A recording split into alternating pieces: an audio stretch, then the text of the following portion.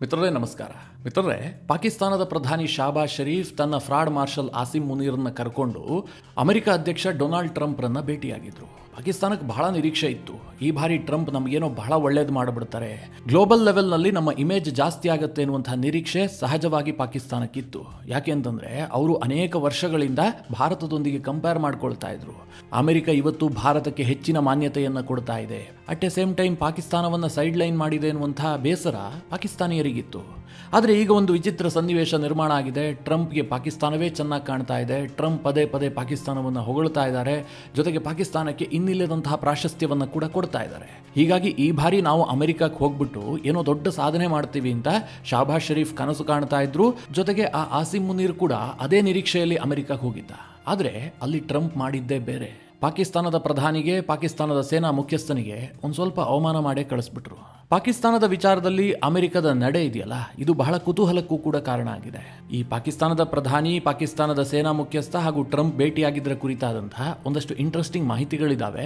ಅದನ್ನು ಕೂಡ ಈ ವಿಡಿಯೋದಲ್ಲಿ ನಿಮಗೆ ತಿಳಿಸ್ಕೊಡ್ತೀನಿ. ಇನ್ನೊಂದು ಕಡೆ ಯುನೈಟೆಡ್ ನೇಷನ್ ಜನರಲ್ ಅಸೆಂಬ್ಲಿಗೋಸ್ಕರವಾಗಿ ನಮ್ಮ ಪಕ್ಕದ ದೇಶವಾದಂತಹ ಬಾಂಗ್ಲಾದೇಶದ ಮಧ್ಯಂತರ ಸರ್ಕಾರದ ಮುಖ್ಯಸ್ಥನಾಗಿರುವಂತಹ ಮೊಹಮ್ಮದ್ ಯುನಿಸ್ ಕೂಡ ಅಮೆರಿಕ ಪ್ರವಾಸ ಕೈಗೊಂಡಿದ್ದಾನೆ. ಆತ ಅಮೆರಿಕದಲ್ಲಿ ಕೂತ್ಕೊಂಡು ಬಾಂಗ್ಲಾದೇಶದಲ್ಲಿ ಆಗ್ತಿರುವಂತಹ ಎಲ್ಲಾ ಅನಿಷ್ಟಗಳಿಗೆ ಭಾರತ ಕಾರಣ ಅಂತ ದೂರಿದ್ದಾನೆ. ಮಿತ್ರರೇ, ಈ ಎರಡೂ ವಿಚಾರಗಳು ಕೂಡ ಭಾರತೀಯರಿಗೆ ಒಂದು ಕಡೆ ಇಂಟ್ರೆಸ್ಟಿಂಗ್ ವಿಚಾರಗಳು ಕೂಡ ಹೌದು, ಇನ್ನೊಂದು ಕಡೆ ಭಾರತಕ್ಕೆ ಅದು ಮುಖ್ಯ ಕೂಡ ಆಗುತ್ತೆ. ಹೀಗಾಗಿ ಈ ವಿಡಿಯೋದಲ್ಲಿ ಈ ಬಗ್ಗೆ ಡೀಟೇಲ್ ಆದಂತಹ ಮಾಹಿತಿಯನ್ನು ಕೊಡ್ತೀನಿ. ನೀವು ಈ ವಿಡಿಯೋನ ಕೊನೆವರೆಗೂ ಮಿಸ್ ಮಾಡದೆ ನೋಡಿ. ಮೊದಲಿಗೆ ಈ ಪಾಕಿಸ್ತಾನದಿಂದ ಶುರು ಮಾಡಿಬಿಡೋಣ. ಪಾಕಿಸ್ತಾನದ ಪ್ರಧಾನಿ ಶಾಬಾಜ್ ಶರೀಫ್ ಸೌದಿ ಅರೇಬಿಯಾ ಪ್ರವಾಸವನ್ನು ಕೈಗೊಂಡಿದ್ರು. ಸೌದಿ ಅರೇಬಿಯಾದಲ್ಲಿ ಒಂದು ಡಿಫೆನ್ಸ್ ಡೀಲ್ ಅನ್ನ ಮಾಡಿಕೊಂಡ್ರು. ಅದಾದ ಬಳಿಕ ಪಾಕಿಸ್ತಾನದ ಪ್ರಧಾನಿಗೆ ಒಂದು ರೀತಿಯಲ್ಲಿ ಹೀರೋ ಭಾವನೆ ಬಂದುಬಿಟ್ಟಿದೆ. ಯಾಕೆ ಕೇಳಿದ್ರೆ, ಈ ಡಿಫೆನ್ಸ್ ಡೀಲ್ ಇದೆಯಲ್ಲ, ಇದು ಪಾಕಿಸ್ತಾನದ ಮಾಧ್ಯಮಗಳಲ್ಲಿ ಅಗತ್ಯಕ್ಕೂ ಹೆಚ್ಚಾಗಿ ಚರ್ಚೆ ಆಗಿತ್ತು. ಪಾಕಿಸ್ತಾನದ ಸರ್ಕಾರ ಯಾರ ಕೈಲೂ ಆಗದಂತಹ ಒಂದು ಕೆಲಸ ಮಾಡಿಬಿಟ್ಟಿದೆ. ಮುಂದೆ ಯಾವತ್ತೂ ಕೂಡ ಭಾರತ ಪಾಕಿಸ್ತಾನದ ಮೇಲೆ ದಾಳಿ ಮಾಡೋದಕ್ಕೆ ಸಾಧ್ಯ ಇಲ್ಲ ಅನ್ನುವ ರೀತಿಯಲ್ಲಿ ಅಲ್ಲಿನ ಮಾಧ್ಯಮಗಳು ಬಿಂಬಿಸೋದಕ್ಕೆ ಶುರು ಮಾಡಿದ್ವು. ಇದೇ ಖುಷಿಯಲ್ಲಿ ಶಾಬಾಜ್ ಶರೀಫ್ ಮತ್ತು ಆಸಿಮ್ ಮುನೀರ್ ನೇರವಾಗಿ ಅಮೆರಿಕಕ್ಕೆ ಬಂದು ಲ್ಯಾಂಡ್ ಆಗ್ತಾರೆ. ಅವರು ಬಂದಿಳಿದಿದ್ದು ವಿಶ್ವಸಂಸ್ಥೆಯ ಜನರಲ್ ಅಸೆಂಬ್ಲಿಯಲ್ಲಿ ಭಾಗಿಯಾಗೋದಕ್ಕೆ. ಆದರೆ ಪಾಕಿಸ್ತಾನದ ಪ್ರಧಾನಿಗೆ ವಿಶ್ವಸಂಸ್ಥೆಯ ಜನರಲ್ ಅಸೆಂಬ್ಲಿಯಲ್ಲಿ ನಿಂತ್ಕೊಂಡು ಭಾಷಣ ಮಾಡೋದ್ರಲ್ಲಿ ಅಷ್ಟೇನು ಇಂಟ್ರೆಸ್ಟ್ ಇರಲಿಲ್ಲ. ಅವರ ನಿಜವಾದ ಗುರಿ ಇದ್ದಿದ್ದೇನು ಕೇಳಿದ್ರೆ, ಟ್ರಂಪ್ ಅವರನ್ನ ಭೇಟಿ ಆಗಬೇಕು ಅಂತ. ಯಾಕೆ ಕೇಳಿದ್ರೆ, ಪಾಕಿಸ್ತಾನದ ಪ್ರಧಾನಿ ಶಾಬಾಜ್ ಶರೀಫ್ಗೆ ಇದೇ ಮೊಟ್ಟ ಮೊದಲ ಬಾರಿಗೆ ಟ್ರಂಪ್ ಅವರನ್ನ ಭೇಟಿ ಆಗೋದಕ್ಕೆ ಒಂದು ಅವಕಾಶ ಸಿಕ್ಕಿತ್ತು. ಈ ಹಿಂದೆ ಪಾಕಿಸ್ತಾನದ ಪ್ರಧಾನಿಯನ್ನ ಟ್ರಂಪ್ ಲೆಕ್ಕಕ್ಕೆ ತೆಗೆದುಕೊಂಡಿರಲಿಲ್ಲ. ಏನೇ ಮಾತನಾಡೋದಿದ್ರು ಕೂಡ ಆಸಿಮ್ ಮುನೀರನ್ನ ಕರೆಸ್ಕೊಳ್ತಾ ಇದ್ರು. ಆಸಿಮ್ ಮುನೀರ್ಗೆ ಔತಣಕೂಟ ಮಾಡ್ತಾ ಇದ್ರು. ಒಂದಷ್ಟು ಬಿರಿಯಾನಿ ತಿನ್ನಿಸ್ಬಿಟ್ಟು ಇಂತಿಂಥ ಕೆಲಸ ಆಗಬೇಕಯ್ಯ ಅಂತ ಹೇಳಿ ಕಳುಹಿಸ್ತಾ ಇದ್ರು. ಹೀಗಾಗಿ ಪಾಕಿಸ್ತಾನದ ಪ್ರಧಾನಿಗೆ ಒಳಗೊಳಗೆ ಕೈ ಹಿಸುಕಿಕೊಳ್ಳುವಂತಹ ಒಂದು ಪರಿಸ್ಥಿತಿ ನಿರ್ಮಾಣ ಆಗಿತ್ತು. ಆದರೆ ಮೊಟ್ಟ ಮೊದಲ ಬಾರಿಗೆ ಟ್ರಂಪ್ ಅವರನ್ನ ಭೇಟಿಯಾಗೋದಕ್ಕೆ ಅವಕಾಶ ಸಿಕ್ಕಿತ್ತಲ್ಲ, ಹೀಗಾಗಿ ಪಾಕ್ ಪ್ರಧಾನಿ ಶಾಬಾಜ್ ಶರೀಫ್ ಹಿರಿ ಹಿಗ್ಗಿ ಹೋಗ್ಬಿಟ್ಟಿದ್ರು. ಈ ವಿಚಾರದ ಕುರಿತಾಗಿ ಪಾಕಿಸ್ತಾನದ ಮಾಧ್ಯಮಗಳು ಕೂಡ ಸಿಕ್ಕಾಪಟ್ಟೆ ಬಿಲ್ಡಪ್ ಕೊಡ್ತಾ ಇದ್ವು. ಇವತ್ತು ಪಾಕಿಸ್ತಾನದ ಪ್ರಧಾನಿ ಮತ್ತು ಟ್ರಂಪ್ ನಡುವೆ ಭೇಟಿಯಾಗುತ್ತೆ, ಭಾರತದ ವಿಚಾರ ಚರ್ಚೆ ಆಗುತ್ತೆ, ಹಾಗೆ ಹೀಗೆ ಬಹಳಷ್ಟು ಬಿಲ್ಡಪ್ ಕೊಡ್ತಾ ಇದ್ವು. ನಮ್ಮ ಮಾಧ್ಯಮಗಳು ಕೂಡ ಇಂತಹ ಸಂದರ್ಭದಲ್ಲಿ ಬಿಲ್ಡಪ್ ಕೊಡ್ತವೆ, ಅದನ್ನೇನು ತಪ್ಪು ಅಂತ ಹೇಳೋದಕ್ಕೆ ಸಾಧ್ಯ ಇಲ್ಲ. ಆದರೆ ಅಲ್ಲಾಗಿದ್ದು ಮಾತ್ರ ಬೇರೆ. ಮೊನ್ನೆ ಟ್ರಂಪ್ ಇಸ್ಲಾಮಿಕ್ ದೇಶಗಳ ನಾಯಕರೊಂದಿಗೆ ಸಭೆ ಮಾಡಿದ್ರು. ಗಾಜಾದ ವಿಚಾರದಲ್ಲಿ ಚರ್ಚೆ ಮಾಡೋದಕ್ಕೋಸ್ಕರವಾಗಿ ಈ ಸಭೆ ಕರೆಯಲಾಗಿತ್ತು. ಅದರಲ್ಲಿ ಅನೇಕ ದೇಶದ ಮುಖ್ಯಸ್ಥರು ಭಾಗಿಯಾಗಿದ್ರು. ಪಾಕ್ ಪ್ರಧಾನಿ ಶಾಬಾಜ್ ಶರೀಫ್ ಕೂಡ ಆ ಮೀಟಿಂಗ್ ನಲ್ಲಿ ಹಾಜರಿದ್ರು. ಅದಾಗ್ತಿದ್ದ ಹಾಗೆ ಟ್ರಂಪ್ ಅವರ ಜೊತೆಗೆ ಶಾಬಾಜ್ ಶರೀಫ್ ಮಾತನಾಡೋದಕ್ಕೆ ಯತ್ನ ಮಾಡಿದ್ರು. ಅವ್ರ ಜೊತೆಗೆ ಇಶಾಕ್ ದಾರ್ ಅಂದ್ರೆ ಪಾಕಿಸ್ತಾನದ ಉಪ ಪ್ರಧಾನಿ ಜೊತೆಗೆ ವಿದೇಶಾಂಗ ಸಚಿವರು ಕೂಡ ಹಾಜರಿದ್ರು. ಟ್ರಂಪ್ ಹೆಚ್ಚು ಹೊತ್ತು ಮಾತನಾಡೋದಕ್ಕೆ ಇಂಟ್ರೆಸ್ಟ್ ತೋರಿಸಿರಲಿಲ್ಲ. ಅವರು ತುಂಬಾ ಬ್ಯುಸಿ ಇದ್ದ ಕಾರಣದಿಂದಾಗಿ ಒಂದು ನಿಮಿಷವೂ ಕೂಡ ಅವರಿಗೆ ಕಾಲಾವಕಾಶ ಸಿಕ್ಕಿರಲಿಲ್ಲ. ಅಂತಿಮವಾಗಿ ಪಾಕಿಸ್ತಾನದ ಪ್ರಧಾನಿ ಶಾಬಾಜ್ ಶರೀಫ್ಗೆ ಓವೆಲ್ ಆಫೀಸ್ನಲ್ಲಿ ಟ್ರಂಪ್ ಅವರನ್ನ ಭೇಟಿಯಾಗುವುದಕ್ಕೆ ಅವಕಾಶ ಸಿಕ್ತು. UNGAದ ಸೈಡ್ ಲೈನ್ಸ್ ಆಗಿ ಈ ಮೀಟಿಂಗ್ ಅನ್ನು ಆಯೋಜನೆ ಮಾಡಲಾಗಿತ್ತು. ಪೂರ್ವ ನಿಗದಿಯಾದಂತಹ ಸಭೆ ಇದಾಗಿತ್ತು. ಇದನ್ನು ನೀವು ಪರ್ಟಿಕ್ಯುಲರ್ ಆಗಿ ನೆನಪಿಟ್ಕೊಳ್ಳಿ, ಇದು ಪೂರ್ವ ನಿಗದಿಯಾದಂತಹ ಸಭೆ ಆಗಿತ್ತು. ಅಂದ್ರೆ ಶಾಬಾಜ್ ಶರೀಫ್ ಓವೆಲ್ ಆಫೀಸ್ ಅನ್ನ ಪ್ರವೇಶಿಸುವಂತಹ ಟೈಮಿಂಗ್ಸ್ ಇರಬಹುದು, ಟ್ರಂಪ್ ಅವರನ್ನ ಎಷ್ಟೊತ್ತು ಮಾತನಾಡಿಸಬೇಕು, ಏನೇನು ವಿಚಾರ ಚರ್ಚೆ ಆಗಬೇಕು, ಎಲ್ಲವೂ ಕೂಡ ನಿಗದಿಯಾಗಿತ್ತು. ಅದೇ ಪ್ರಕಾರವಾಗಿ ಶಾಬಾಜ್ ಶರೀಫ್ ಮತ್ತು ಆಸಿಮ್ ಮುನೀರ್ ಇಬ್ರು ಕೂಡ ಓವೆಲ್ ಆಫೀಸ್ ಅನ್ನ ಪ್ರವೇಶ ಮಾಡ್ತಾರೆ. ಆದರೆ ಟ್ರಂಪ್ ಮಾತ್ರ ಅನಿರೀಕ್ಷಿತವಾಗಿ ಇಬ್ರೂ ನಾಯಕರಿಗೆ ಚೋಕ್ ಕೊಟ್ಬಿಡ್ತಾರೆ. ಆ ಟೈಮ್ನಲ್ಲಿ ಟ್ರಂಪ್ ಓವೆಲ್ ಆಫೀಸ್ನಲ್ಲೇ ಕೂತ್ಕೊಂಡು ಟಿಕ್ ಟಾಕ್ ವಿಚಾರದಲ್ಲಿ ಎಕ್ಸಿಕ್ಯೂಟಿವ್ ಆರ್ಡರ್ಗೆ ಸಹಿ ಹಾಕ್ತಾ ಇರ್ತಾರೆ. ನಿಮಗೆಲ್ಲ ಗೊತ್ತು ಟ್ರಂಪ್ ಎಕ್ಸಿಕ್ಯೂಟಿವ್ ಆರ್ಡರ್ಗೆ ಸಹಿ ಹಾಕುವಂತಹ ಚಿತ್ರಣ ಹೇಗಿರುತ್ತೆ ಅಂತ. ಒಂದಷ್ಟು ಜನ ಮಾಧ್ಯಮದವರು ಸುತ್ತಕೊಂಡಿರ್ತಾರೆ. ಟ್ರಂಪ್ರ ಸಚಿವರೆಲ್ಲ ಹಿಂದ್ಗಡೆ ನಿಂತ್ಕೊಂಡಿರ್ತಾರೆ. ಟ್ರಂಪ್ ಉಭಯ ಕುಶಲೋಪರಿಯನ್ನ ಮಾತನಾಡಿಸ್ತಾ ಆ ಬಿಲ್ಗೆ ಸಹಿ ಹಾಕ್ತಾರೆ. ಅದೇ ರೀತಿಯಾಗಿ ಟಿಕ್ ಟಾಕ್ನ ಎಕ್ಸಿಕ್ಯೂಟಿವ್ ಆರ್ಡರ್ಗೂ ಕೂಡ ಟ್ರಂಪ್ ಸಹಿ ಮಾಡ್ತಾ ಇದ್ರು. ಅಲ್ಲಿ ಸಾಕಷ್ಟು ಸಂಖ್ಯೆಯಲ್ಲಿ ಮಾಧ್ಯಮದವರು ಸೇರಿದ್ರು. ಚರ್ಚೆ ನಡೀತಾ ಹೋಯಿತು. ಇದರಿಂದಾಗಿ ಪಾಕಿಸ್ತಾನದ ಪ್ರಧಾನಿ ಶಾಬಾಜ್ ಶರೀಫ್ ಮತ್ತು ಆಸಿಮ್ ಮುನೀರ್ ಇಬ್ರೂ ಕೂಡ ಟ್ರಂಪ್ಗಾಗಿ 1 ಗಂಟೆ ಕಾಯಬೇಕಾಗಿ ಬಂತು. ಇಲ್ಲಿ ಏನೋ ಅಚಾನಕ್ಕಾಗಿ ಆಯ್ತಪ್ಪ, ಟ್ರಂಪ್ ಆ ಎಕ್ಸಿಕ್ಯೂಟಿವ್ ಆರ್ಡರ್ಗೆ ಸಹಿ ಮಾಡುವಂತಹದ್ದು, ಪತ್ರಿಕಾಗೋಷ್ಠಿಯನ್ನು ಹೋಸ್ಟ್ ಮಾಡುವಂತಹದ್ದು ಎಲ್ಲದೂ ಕೂಡ ತೀರಾ ಇಂಪಾರ್ಟೆಂಟ್ ಆಗಿತ್ತು ಅಂತ ಭಾವಿಸಬೇಡಿ. ಟ್ರಂಪ್ ಇದನ್ನು ಉದ್ದೇಶಪೂರ್ವಕವಾಗಿ ಮಾಡಿದ್ದು. ಇದು ಹೇಗೆ ಗೊತ್ತಾಗುತ್ತೆ ಅಂತಂದ್ರೆ ಟ್ರಂಪ್ ಅವರ ವರ್ತನೆಯಲ್ಲೇ ಗೊತ್ತಾಗುತ್ತೆ. ಟ್ರಂಪ್ ಮಾಧ್ಯಮದ ಮುಂದೆ ಹೇಳ್ತಾರೆ, ಈಗ ಪಕ್ಕದ ರೂಮಲ್ಲಿ ಪಾಕಿಸ್ತಾನದ ಪ್ರಧಾನಿ ಮತ್ತು ಅಲ್ಲಿನ ಫೀಲ್ಡ್ ಮಾರ್ಷಲ್ ಇಬ್ರು ಕೂಡ ಕಾಯ್ತಾ ಇದ್ದಾರೆ, ಬಹಳ ಹೊತ್ತಿಂದ ಅವರು ಕಾಯ್ತಾ ಇದ್ದಾರೆ ಅಂತ ಟ್ರಂಪ್ ಹೇಳ್ತಾರೆ. ಇದಕ್ಕೆ ಹಿಂದ್ಗಡೆ ನಿಂತಹ JD ವ್ಯಾನ್ಸ್ ಇರಬಹುದು, ಸ್ಕಾಟ್ ಬೆಸೆಂಟ್ ಇರಬಹುದು ಹಾಗೂ ಟ್ರಂಪ್ ಟೀಮ್ನ ಸದಸ್ಯರು ಗೊಳ್ಳಂತ ಜೋರಾಗಿ ನಗಾಡ್ತಾರೆ. ಇಲ್ಲಿ ಟ್ರಂಪ್ ತಾನು ದೊಡ್ಡ ನಾಯಕ, ನನಗೋಸ್ಕರವಾಗಿ ಬೇರೆ ದೇಶದ ಪ್ರಧಾನಿಗಳಿರಬಹುದು, ಬೇರೆ ದೇಶದ ಸೇನಾ ದಂಡನಾಯಕರು ಬಂದು ಕಾಯ್ತಾ ಇರ್ತಾರೆ, ಗಂಟೆಗಟ್ಟಲೆ ಕಾಯ್ತಾರೆ ಅನ್ನೋದನ್ನ ಶೋ ಆಫ್ ಮಾಡೋದಕ್ಕೋಸ್ಕರವಾಗಿ ಪಾಕಿಸ್ತಾನದ ಪ್ರಧಾನಿಯನ್ನ ಮತ್ತು ಅಲ್ಲಿನ ಸೇನಾ ಮುಖ್ಯಸ್ಥನನ್ನ ಬಳಸ್ಕೊಂಡಿದ್ದಾರೆ. ಇಲ್ಲದೆ ಹೋದ್ರೆ ಈ ವಿಚಾರವನ್ನ ಟ್ರಂಪ್ ಮಾಧ್ಯಮದ ಮುಂದೆ ಹೇಳೋದೇ ಬೇಕಾಗಿರಲಿಲ್ಲ.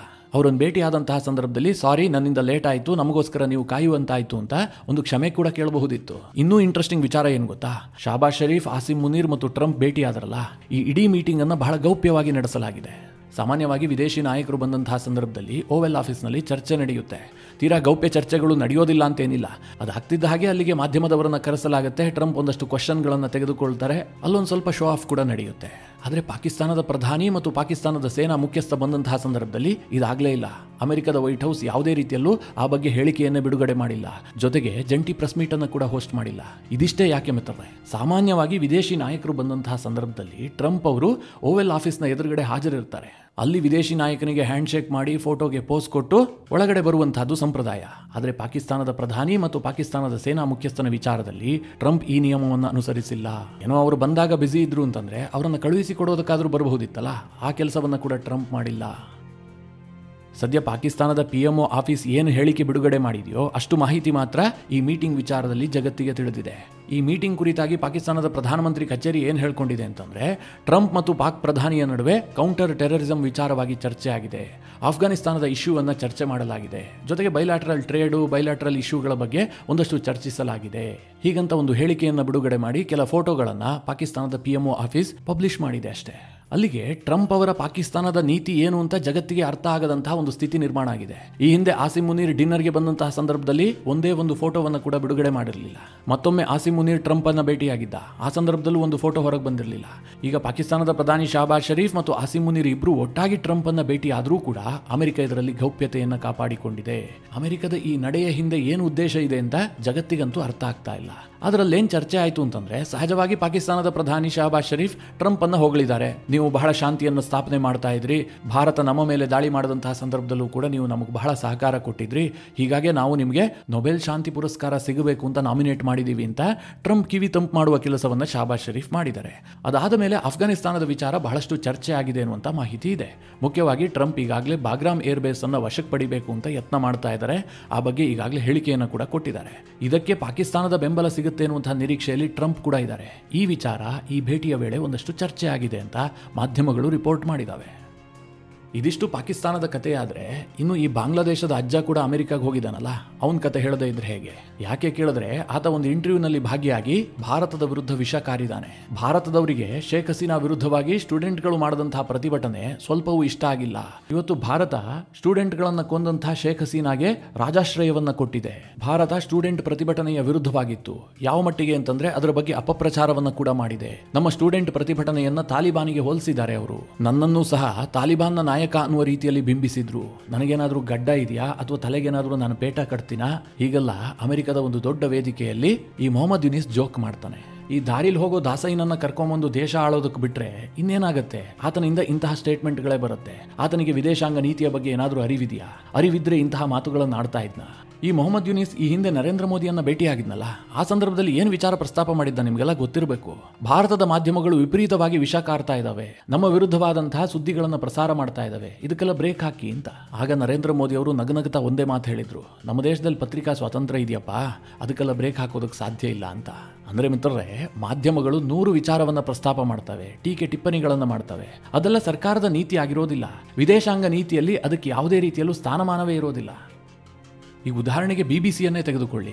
BBCಯಲ್ಲಿ ಬ್ರಿಟಿಷ್ ಸರ್ಕಾರದ ಪಾಲಿದೆ. ಆ BBC ಭಾರತ ಸರ್ಕಾರದ ಬಗ್ಗೆ, ಭಾರತದ ಪ್ರಧಾನಿಯ ಬಗ್ಗೆ ಬಹಳ ಟೀಕೆ ಟಿಪ್ಪಣಿಯನ್ನ ಮಾಡುತ್ತೆ. ಆ ಸಂದರ್ಭದಲ್ಲಿ ಭಾರತ UK ಸರ್ಕಾರದ ಮೇಲೆ ಕಿಡಿಕಾರದರಾಗತ್ತಾ? ಭಾರತ ಏನ್ ಮಾಡುತ್ತೆ? BBCಯ ವಿರುದ್ಧ ಕ್ರಮ ಕೈಗೊಳ್ಳೋದಕ್ಕೆ ಯತ್ನ ಮಾಡುತ್ತೆ. ಆದರೆ ಮೊಹಮ್ಮದ್ ಯೂನಿಸ್ಗೆ ಈ ವಿವೇಕವೇ ಇಲ್ಲ. ಆತ ಭಾರತದ ಮಾಧ್ಯಮಗಳು ಮಾಡುವಂತಹ ವರದಿಗೆ ಭಾರತ ಸರ್ಕಾರವನ್ನು ಗುರಿ ಮಾಡ್ತಾ ಇದ್ದಾನೆ. ಎಲ್ಲೂ ಸಹ ಮೊಹಮ್ಮದ್ ಯೂನಿಸ್ನನ್ನ ಭಾರತ ಸರ್ಕಾರ ತಾಲಿಬಾನ್ಗೆ ಹೋಲಿಸಿಲ್ಲ. ನಮ್ಮ ವಿದೇಶಾಂಗ ಸಚಿವರಾಗಲಿ, ವಿದೇಶಾಂಗ ಕಾರ್ಯದರ್ಶಿಗಳಾಗಲಿ ಅಥವಾ ನಮ್ಮ ಪ್ರಧಾನಮಂತ್ರಿಗಳಾಗಲಿ ಆ ರೀತಿಯಾಗಿ ಸ್ಟೇಟ್ಮೆಂಟ್ ಅನ್ನೇ ಕೊಟ್ಟಿಲ್ಲ. ಆತ ಕೇವಲ ಮಾಧ್ಯಮಗಳ ವರದಿಯನ್ನ ಇಟ್ಟುಕೊಂಡು ಭಾರತದ ಮೇಲೆ ಈ ರೀತಿಯಾಗಿ ಆರೋಪ ಮಾಡ್ತಾ ಇದ್ದಾನೆ. ಇದಿಷ್ಟಕ್ಕೆ ನಿಂತಿಲ್ಲ ಆತನ ಆರೋಪ. ಮುಂದುವರೆದು ಹೇಳ್ತಾನೆ, ಇವತ್ತು ಭಾರತದ ಕಾರಣದಿಂದಾಗಿ ಸಾರ್ಕ್ ಡೆಡ್ ಆಗಿದೆ. ನಾವು ಸಾರ್ಕ್ ಅನ್ನ ಬಹಳ ದೊಡ್ಡ ಮಟ್ಟದಲ್ಲಿ ಬೆಳೆಸೋದಕ್ಕೆ ಯತ್ನ ಮಾಡ್ತಾ ಇದ್ವಿ. ಸಾರ್ಕ್ ಇಡೀ ರೀಜನ್ಗೆ ಲಾಭದಾಯಕವಾಗಿತ್ತು. ಇವತ್ತು ಯುರೋಪಿಯನ್ ಯೂನಿಯನ್ ಇದೆಯಲ್ಲ, ಆ ರೀತಿಯಾಗಿ ಸಾರ್ಕ್ ಅನ್ನ ಡೆವಲಪ್ ಮಾಡುವಂತಹದ್ದು ನಮ್ಮ ಇಚ್ಛೆ ಆಗಿತ್ತು. ಆದರೆ ಭಾರತದ ಕಾರಣದಿಂದಾಗಿ ಇದೆಲ್ಲದಕ್ಕೂ ಕೂಡ ತೊಡಕಾಗಿದೆ. ಸಾರ್ಕ್ ದೇಶಗಳೆಲ್ಲ ಒಂದಾಗಿ ವೀಸಾ ಇಲ್ಲದೆ ಮುಕ್ತವಾಗಿ ಸಂಚಾರ ಇರಬಹುದು, ಹೂಡಿಕೆ, ಎಜುಕೇಶನ್, ಟೂರಿಸಂ ಎಲ್ಲಾ ಕ್ಷೇತ್ರದಲ್ಲೂ ಕೂಡ ಅಭಿವೃದ್ಧಿಯನ್ನು ಸಾಧಿಸಬಹುದಾಗಿತ್ತು. ಹಾಗೆ ಇದಕ್ಕೆ ಇನ್ನೊಂದು ಪಾಯಿಂಟ್ ಅನ್ನು ಈ ಮೊಹಮ್ಮದ್ ಯೂನಿಸ್ ಆ್ಯಡ್ ಮಾಡ್ತಾನೆ. ಇದು ಈತನ ಜ್ಞಾನಕ್ಕೆ ಹಿಡಿದಂತಹ ಕೈಗನ್ನಡಿಯಾಗಿದೆ. ಅದೇನು ಕೇಳಿದ್ರೆ, ಇವತ್ತು ಭಾರತದ 7 ಸಿಸ್ಟರ್ ಸ್ಟೇಟ್ಗಳೇನಿದಾವೆ ಇದು ಲ್ಯಾಂಡ್ ಲಾಕ್ಡ್ ಆಗಿದೆ. ಅಲ್ಲಿಗೆ ಭಾರತ ಸಂಪರ್ಕ ಸಾಧಿಸೋದಕ್ಕೂ ಕೂಡ ಈ ಸಾರ್ಕ್ ಅಭಿವೃದ್ಧಿಯಿಂದ ಬಹಳ ಈಸಿ ಆಗ್ತಾ ಇತ್ತು ಅಂತ ಈತ ಒಂದು ಸ್ಟೇಟ್ಮೆಂಟ್ ಕೊಡ್ತಾನೆ. ಇದನ್ನ ಈತ 2ನೇ ಬಾರಿಗೆ ಹೇಳ್ತಾ ಇರುವಂತಹದ್ದು. ಚೈನಾಗೆ ಹೋದಂತಹ ಸಂದರ್ಭದಲ್ಲೂ ಕೂಡ ಭಾರತದ ಈಶಾನ್ಯ ರಾಜ್ಯಗಳು ಲ್ಯಾಂಡ್ ಲಾಕ್ಡ್ ಅಂತ ಹೇಳಿಕೆ ಕೊಟ್ಟಿದ್ದ. ಈ ವಿಚಾರವನ್ನ ಇಲ್ಲೇ ಬಿಟ್ಟುಬಿಡಿ, ಆತ ಏನೋ ಸ್ಟೇಟ್ಮೆಂಟ್ ಕೊಟ್ಟ.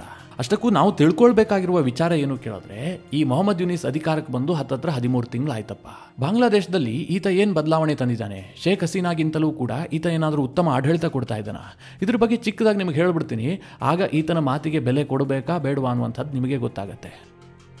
ಇತ್ತೀಚೆಗೆ ADB ಒಂದು ರಿಪೋರ್ಟ್ ಅನ್ನು ಪಬ್ಲಿಷ್ ಮಾಡ್ತು. ADB ಅಂತಂದ್ರೆ ಏಷ್ಯನ್ ಡೆವಲಪ್ಮೆಂಟ್ ಬ್ಯಾಂಕ್. ಅವ್ರೇನು ಹೇಳ್ತಾ ಇದ್ದಾರೆ ಅಂತಂದ್ರೆ, ಇವತ್ತು ಬಾಂಗ್ಲಾದೇಶದ ಬ್ಯಾಂಕಿಂಗ್ ಸಿಸ್ಟಮ್ ಇದೆಯಲ್ಲ, ಇದು ಇಡೀ ಏಷ್ಯಾದಲ್ಲೇ ಅತ್ಯಂತ ವೀಕ್ ಆಗಿದೆ. ಬಹಳ ಕೆಟ್ಟ ಪರಿಸ್ಥಿತಿಯಲ್ಲಿ ಬಾಂಗ್ಲಾದ ಬ್ಯಾಂಕಿಂಗ್ ಸಿಸ್ಟಮ್ ಇದೆ ಅಂತ ADB ಸ್ಟೇಟ್ಮೆಂಟ್ ರಿಲೀಸ್ ಮಾಡಿದೆ. ಅವರು ಹಾಗೆ ಹೇಳೋದಕ್ಕೆ ಏನು ಕಾರಣ ಅಂತಂದ್ರೆ, ಬಾಂಗ್ಲಾದೇಶದ ಬ್ಯಾಂಕುಗಳು ಇವತ್ತು 49 ಬಿಲಿಯನ್ನಷ್ಟು ಕೆಟ್ಟ ಸಾಲವನ್ನು ಹೊಂದಿದ್ದಾವೆ. ಭಾರತದ ರೂಪಾಯಿಯಲ್ಲಿ ಹೇಳಬೇಕು ಅಂತಂದ್ರೆ ಹತ್ತತ್ರ 4,80,000 ಕೋಟಿಯಷ್ಟು ಬಾಂಗ್ಲಾದೇಶದ ಬ್ಯಾಂಕ್ಗಳು ಸಾಲ ಕೊಟ್ಟಿದ್ದಾವೆ. ಆದರೆ ಅದನ್ನ ಜನ ಹಿಂತಿರುಗಿಸಿಲ್ಲ. ಎಲ್ಲರೂ ಕೂಡ ಡಿಫಾಲ್ಟರ್ ಆಗಿದ್ದಾರೆ. ಇದು ಬಾಂಗ್ಲಾದೇಶದ ಓವರ್ ಆಲ್ GDPಯ 15% ನಿಮಗೆ ನೆನಪಿರಲಿ, ಮೊಹಮ್ಮದ್ ಯೂನಿಸ್ ಇದಾನಲ್ಲ, ಈತ ಒಬ್ಬ ಎಕನಾಮಿಸ್ಟ್. ಈತ ಮೈಕ್ರೋ ಫೈನಾನ್ಸ್ ನಲ್ಲಿ ದೊಡ್ಡ ಕೆಲಸ ಮಾಡಿದ್ದಾನೆ ಅಂತ ಬಿಂಬಿಸಿಕೊಂಡೇ ಈತನಿಗೆ ನೊಬೆಲ್ ಪಾರಿತೋಷಕ ಕೂಡ ಬಂದಿದ್ದು. ಆತ ಇಂಟರಿಮ್ ಗವರ್ನಮೆಂಟ್ ಅನ್ನ ಸ್ಥಾಪನೆ ಮಾಡಿದಂತಹ ಸಂದರ್ಭದಲ್ಲಿ ಬಾಂಗ್ಲಾದ ಜನರಿಗೆ ಒಂದು ಭರವಸೆಯನ್ನು ಕೊಟ್ಟಿದ್ದ, ಇಡೀ ಬ್ಯಾಂಕಿಂಗ್ ಸಿಸ್ಟಮ್ ನಲ್ಲಿ ಸುಧಾರಣೆ ತರ್ತೀನಿ ಅಂತ. ಆದ್ರೆ ಆತ 13 ತಿಂಗಳಿನಲ್ಲಿ ಮಾಡಿದ್ದೇನು ಕೇಳಿದ್ರೆ ವಿದೇಶಿ ಟೂರ್ ಮಾತ್ರ. 13 ತಿಂಗಳಿನಲ್ಲಿ 13 ದೇಶಗಳಿಗೆ ಭೇಟಿ ಕೊಟ್ಟು ಎಂಜಾಯ್ ಮಾಡಿದಾನಷ್ಟೇ. ಈಗ UNGAಗೋಸ್ಕರವಾಗಿ US ಗೆ ಮೊಹಮ್ಮದ್ ಯೂನಿಸ್ ಹೋಗಿದ್ದಾನಲ್ಲ, ಎಷ್ಟು ದಿನದ ಪ್ರವಾಸ ಅಂತ ಅಂದ್ಕೊಂಡ್ರಿ? ಬರೋಬ್ಬರಿ 11 ದಿನಗಳ ಪ್ರವಾಸ.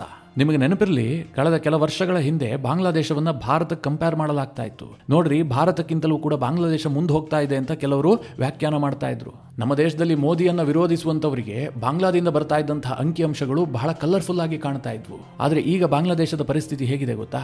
2024ರಲ್ಲಿ 6.6ರಷ್ಟು ಬಾಂಗ್ಲಾದೇಶ ಗ್ರೋತ್ ರೇಟ್ ಅನ್ನು ದಾಖಲಿಸುತ್ತೆ ಅಂತ IMF ಭವಿಷ್ಯ ನುಡಿದಿತ್ತು. ಆದ್ರೆ ಬಾಂಗ್ಲಾ ದಾಖಲಿಸಿದಂತಹ ಗ್ರೋತ್ ರೇಟ್ ಕೇವಲ 3.8% ಮಾತ್ರ. ಇವತ್ತು ಬಾಂಗ್ಲಾದ ಪರಿಸ್ಥಿತಿ ಹೇಗಿದೆ? ಯಾವ್ದಾದ್ರೂ ಫಾರಿನ್ ಡೈರೆಕ್ಟ್ ಇನ್ವೆಸ್ಟ್ಮೆಂಟ್ ಅಲ್ಲಿ ಬರೋದಕ್ಕೆ ಸಾಧ್ಯ ಇದೆಯಾ?